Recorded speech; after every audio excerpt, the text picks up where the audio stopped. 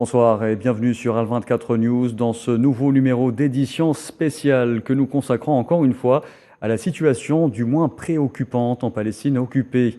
Un calme précaire règne ces dernières 24 heures au lendemain de la commémoration par les Palestiniens de la journée du prisonnier. Après un début de Ramadan émaillé par une escalade des forces de l'occupation sioniste à l'encontre des civils palestiniens, une vague de violence qui a connu son apogée vendredi par la violation de l'enceinte même de la mosquée sainte d'El-Aqsa. Al-Quds occupé, le bilan s'alourdit de jour en jour entre morts, blessés et détenus. Le monde s'est indigné, les condamnations pleuvent, mais une fois de plus, l'entité sioniste agit en toute impunité. Pour en parler, est avec nous via Skype le journaliste français Jacob Cohen. Bonjour. Bonjour. Ainsi que Qassem Maaddi, journaliste palestinien. Bienvenue à vous. Bonjour. Alors tout d'abord, messieurs, je vous propose de revenir sur les timides condamnations et indignations face aux exactions sionistes à Al-Quds, troisième à l'Aqsa, troisième lieu saint de l'islam, grande, et la stupéfaction quand le mutisme atteint certains pays musulmans.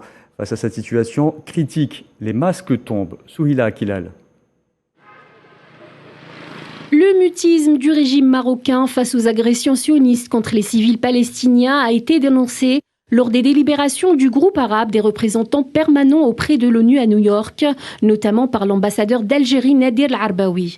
Au cours de ces délibérations, le groupe présidé par Oman approuve et présente une version amendée du projet sous sa forme finale. Coup de théâtre, la délégation marocaine s'oppose au texte de compromis et critique la proposition de l'Algérie, privant ainsi le groupe arabe de s'exprimer d'une seule voix pour condamner les violences faites aux fidèles innocents à Al-Aqsa al-Mubarak par l'armée sioniste.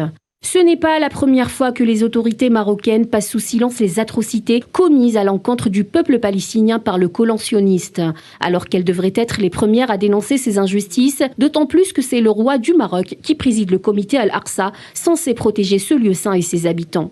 Ce même Maroc, noyé dans son hypocrisie, fait dans une dénonciation très tardive hier samedi, histoire de garder la face. Si un nombre important d'organisations et de pays arabes, notamment les pays ayant normalisé leurs relations avec l'entité sioniste, ont exprimé leurs inquiétudes quant à la situation à Al-Aqsa, condamnant fermement les atroces violences infligées aux civils palestiniens, le reste du monde, à l'instar des États-Unis et de l'Occident, semble rester de marbre face aux injustices dont sont victimes les civils, faisant dans le deux poids deux mesures. Même si l'ONU, l'Union européenne et les ministères des Affaires étrangères allemands, français, italiens et espagnols ont appelé à mettre fin aux violences, toujours est-il qu'aucun de ces pays n'a ouvertement condamné les agressions abjectes des sionistes contre le peuple palestinien livré à lui-même. Pourtant, depuis 52 jours, tous ces pays montent au créneau pour dénoncer et condamner l'offensive russe en Ukraine, mettant en avant les souffrances des civils ukrainiens. Voilà, je vous propose à présent de rebondir sur ce que vous venez de voir. Jacob Cohen, la cause plutôt palestinienne a pour ennemi aujourd'hui ses anciens amis ou quelques-uns d'entre eux. Votre commentaire? C'est-à-dire que les masques sont tombés, comme vient de déclarer votre collègue. Oui. C'est que avant les normalisations, il était de bon ton de condamner verbalement, bien sûr, sans prendre de mesures, sans aider vraiment les Palestiniens. On se contentait de faire des communiqués, d'apporter, éventuellement de payer, de verser des sommes plus ou moins importantes, mais jamais de réelles mesures de rétorsion.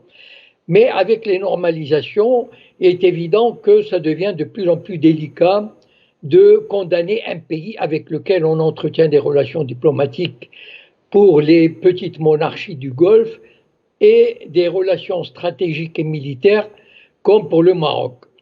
Donc il est évident que ce sera du bout des lèvres que ces pays arabes vont manifester leur réprobation et évidemment ils ne prendront aucune mesure concrète alors qu'ils en ont la possibilité, ne serait-ce que pour montrer leur désaccord, mais malheureusement, ils se contenteront de quelques protestations verbales sans aucune portée. Voilà. Qassem Maaddi, un mot sur ce que vous venez de voir. cette question de la normalisation, à mes yeux, ne constitue pas l'ouverture d'un nouvel épisode. Ce que nous voyons, c'est un rendu explicite d'une réalité qui se prolonge depuis des décennies.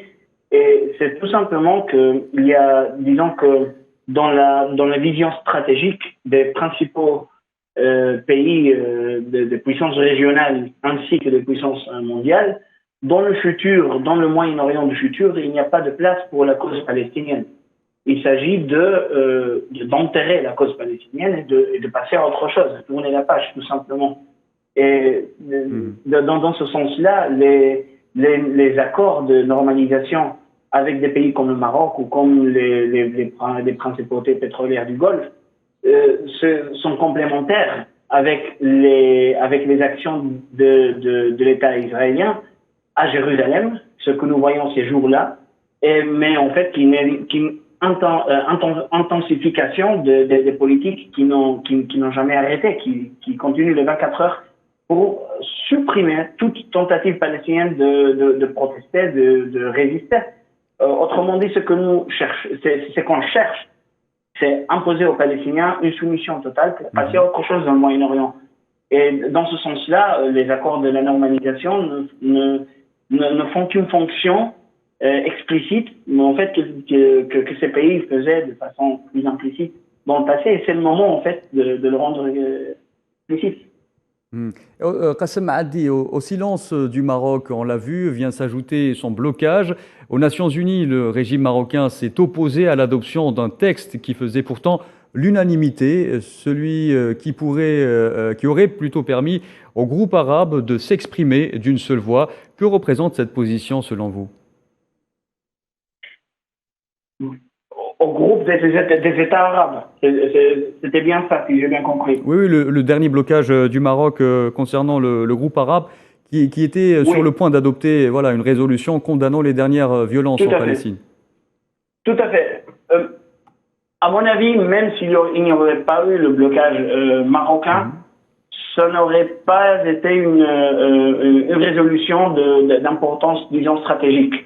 La position officielle arabe depuis 2002 demeure là où elle a été sur la proposition de l'initiative arabe qui en fait est présentée comme une proposition de paix mais qui dépasse beaucoup de lignes rouges par rapport au minimum de ce que les Palestiniens cherchent comme solution juste pour leur cause, y compris notamment Jérusalem et le droit au retour des réfugiés. Donc une résolution arabe aurait été dans l'esprit de l'initiative arabe de 2002. Le blocage marocain, je crois qu'il s'agit en fait de faire avancer les choses un peu plus vers un avenir sans la cause palestinienne.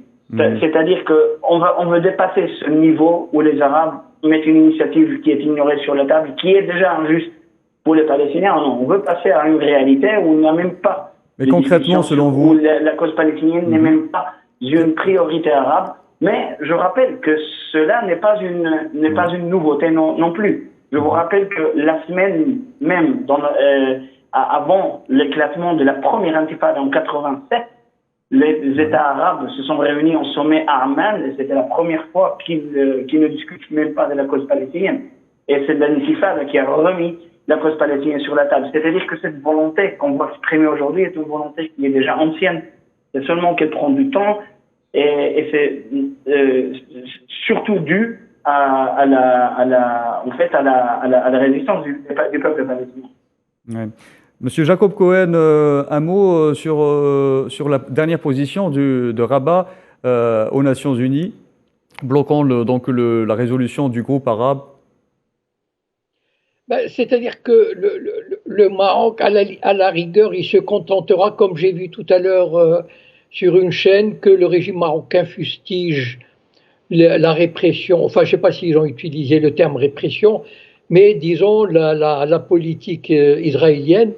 Mais de toutes les façons, le Maroc ne peut pas aller au-delà, c'est-à-dire prendre une position qui aboutirait à des mesures concrètes ou bien à une prise de position claire et nette contre la colonisation et l'occupation sioniste.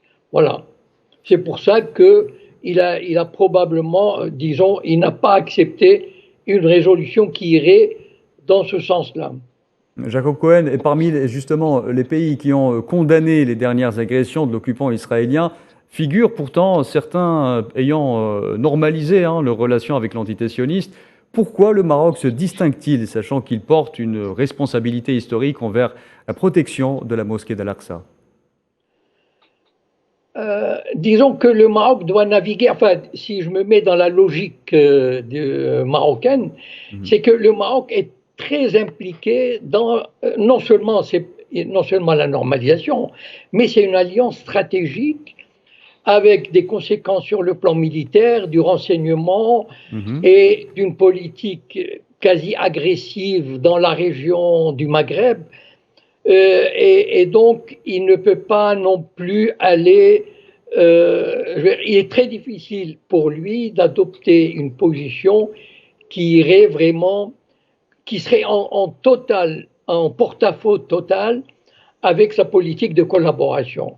Voilà. Et donc, j'imagine qu'il se contenterait, qu'il aimerait plutôt une position où on reviendrait à ce que les pays arabes ont l'habitude, c'est-à-dire de faire des déclarations verbales qui ne portent pas à conséquence. Voilà. Qassem Maadi, je reviens à vous. Peut-on, selon vous, interpréter la normalisation de certains pays arabes comme un coup de grâce asséné à la cause palestinienne? D'accord. D'abord, j'aimerais réagir aussi sur le point précédent, vite fait. Il faut aussi tenir en compte un facteur très important, c'est que dans les derniers 10 ans, il y a eu un élargissement de la position de condamnation aux politiques israéliennes au niveau mondial, ce qui n'était pas vraiment le cas avant, disons, 2005.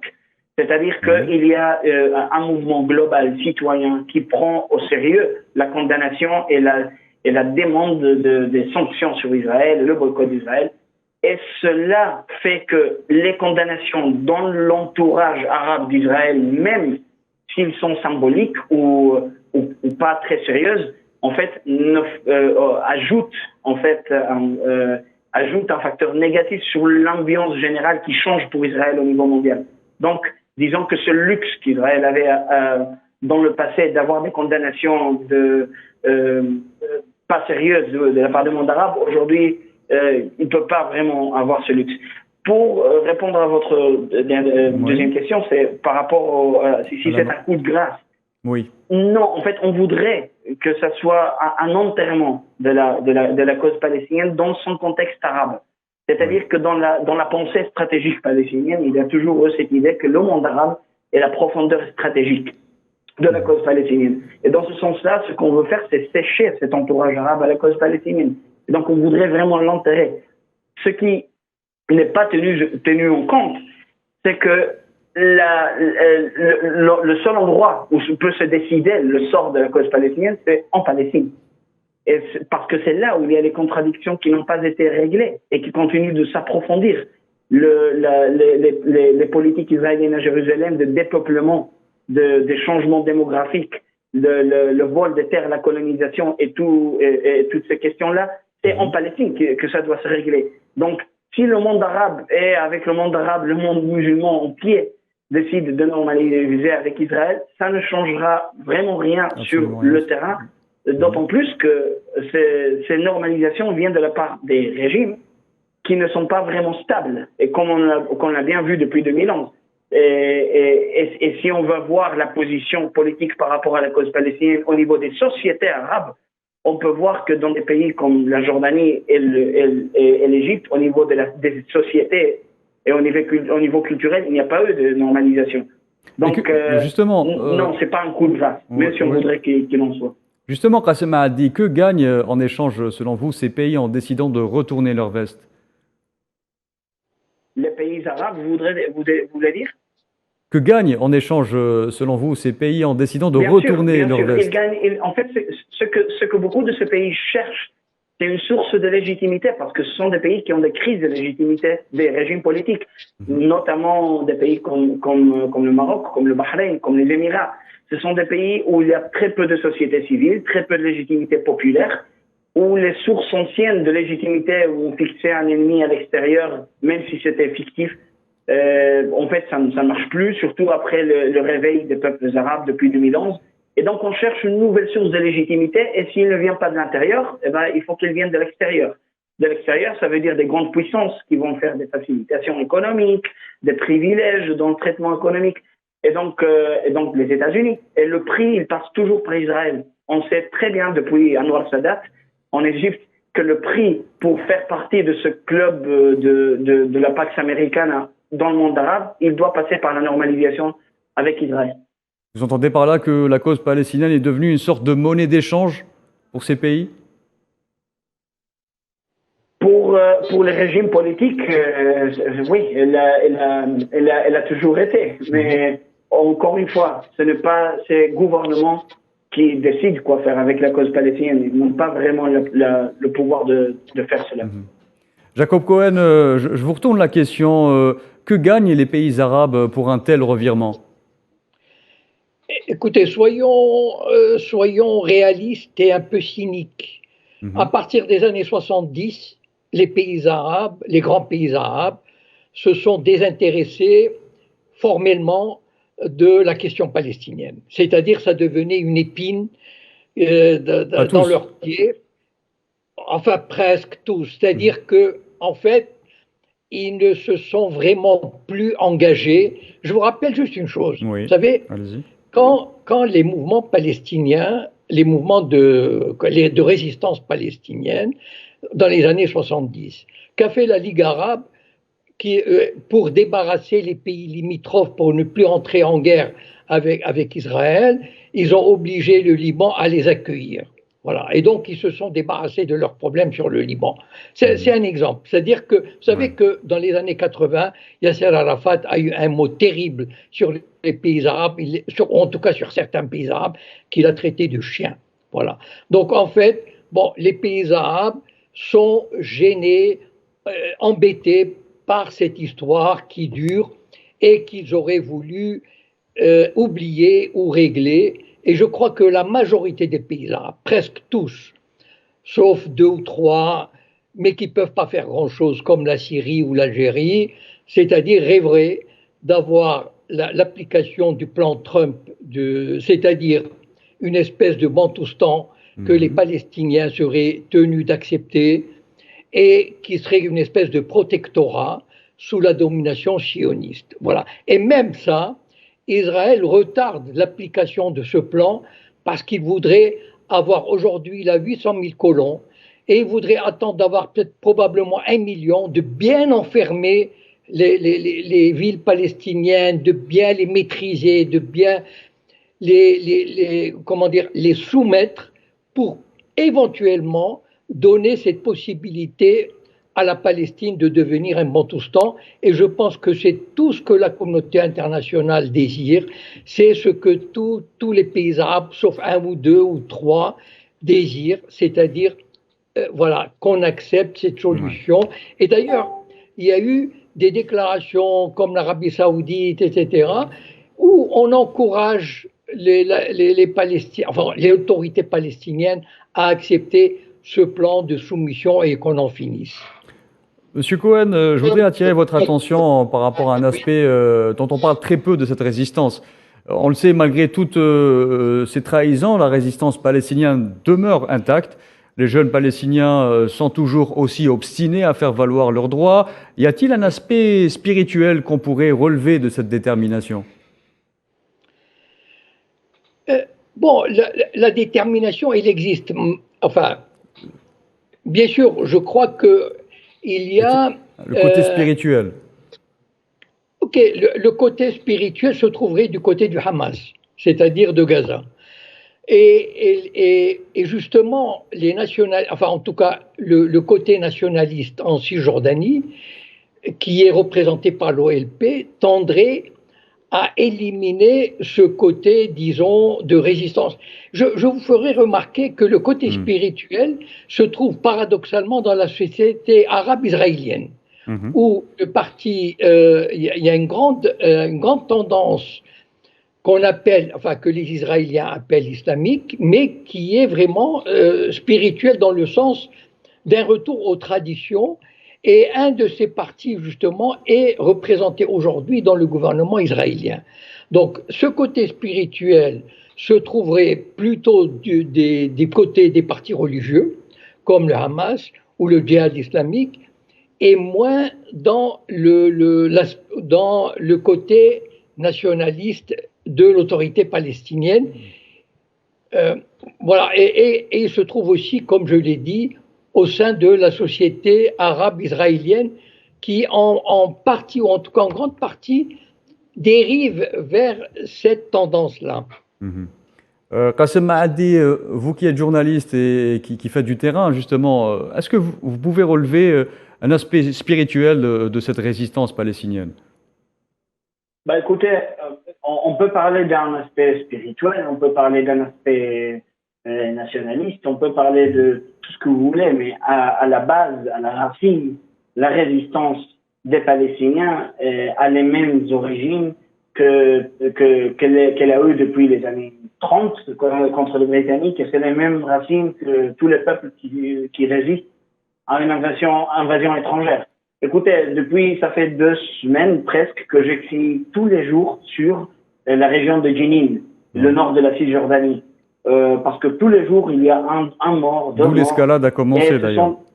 Oui, ce sont des jeunes Palestiniens qui s'affrontent à l'armée israélienne, parfois avec des armes, parfois avec des pierres ou rien du tout, quand ils entrent dans leur village. Beaucoup d'entre eux viennent disons qui sont organisés dans le cadre de ces mouvements spirituels et religieux, mais beaucoup ne le sont pas. Mais ils ont tous des choses en commun.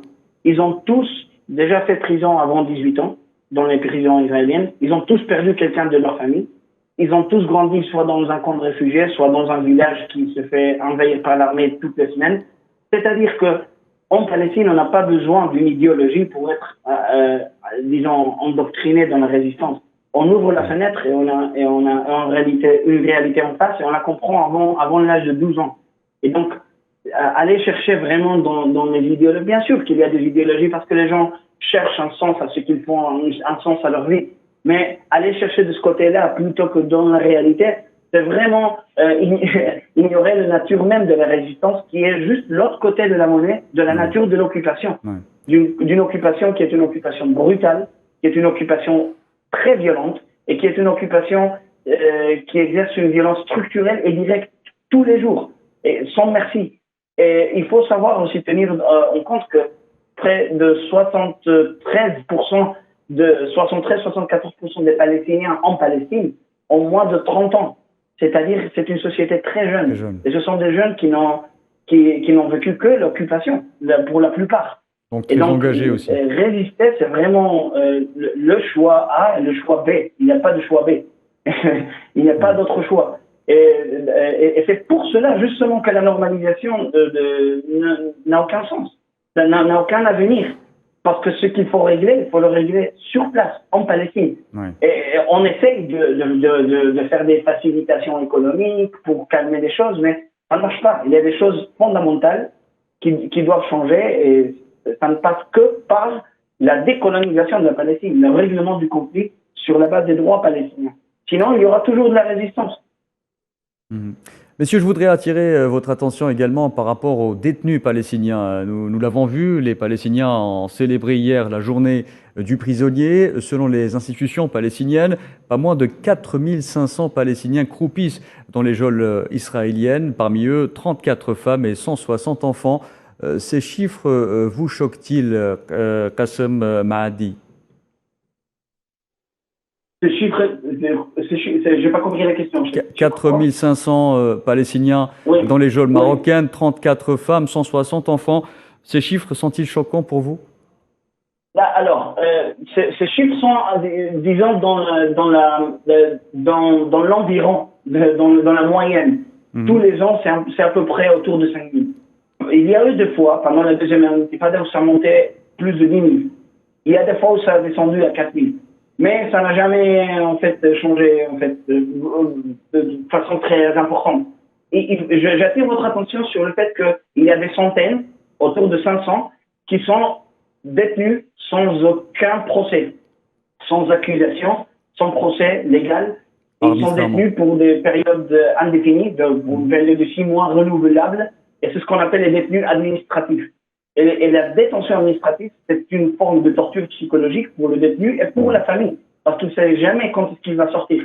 L'année dernière, 2021, il y a eu au moins une dizaine de grèves de la faim individuelles par des détenus qui ont préféré de se mettre au bord de la mort que de continuer dans une détention sans savoir pourquoi et quand elle va terminer. Et aujourd'hui, ça fait déjà presque 3 mois, plus, que tous les détenus administratifs dans les prisons israéliennes boycottent les cours israéliennes. C'est-à-dire qu'ils ne se présentent pas en cours pour entendre qu'on leur prolonge leur détention en protestation.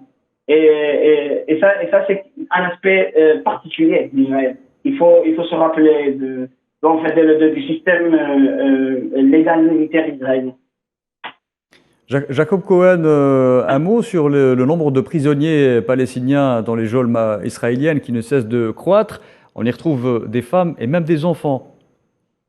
Ce qui est terrible, c'est que je n'ai pas en tête les chiffres exacts, mais on parle de 160 enfants. Non, un Palestinien sur 3. Est-ce que vous imaginez ça? Sur la population palestinienne, un Palestinien sur 3 a connu les geôles israéliennes.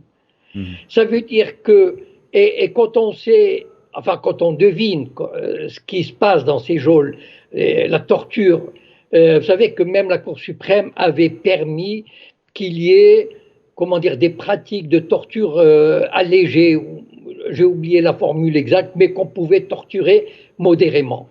Donc, les humiliations, le racisme, le cynisme des geôliers sionistes. Donc, un Palestinien sur 3 a connu cette procédure.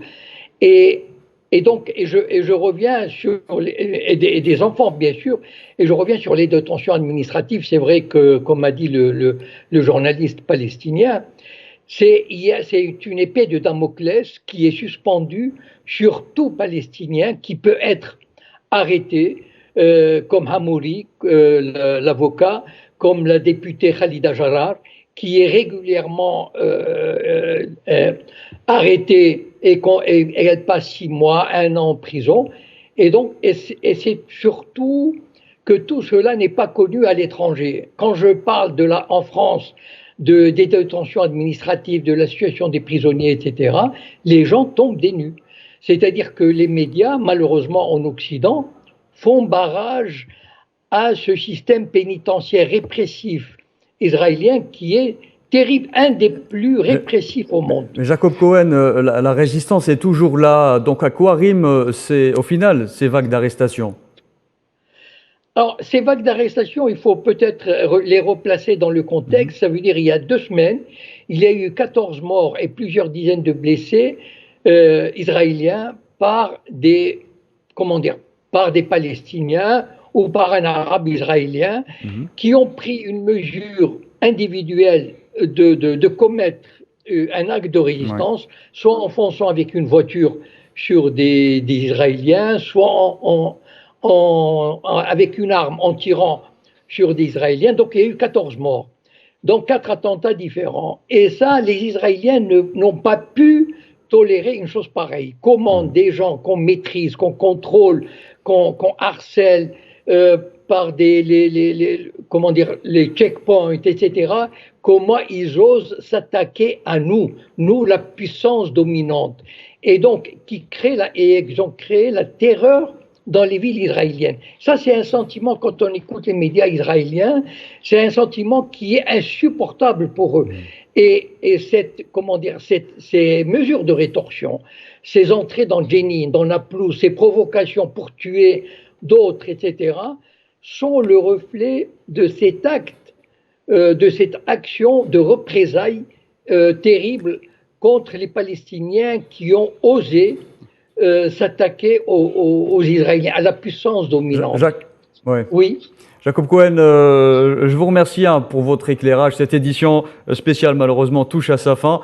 Nous aurions aimé en parler encore avec vous. Messieurs, je vous remercie pour votre éclairage.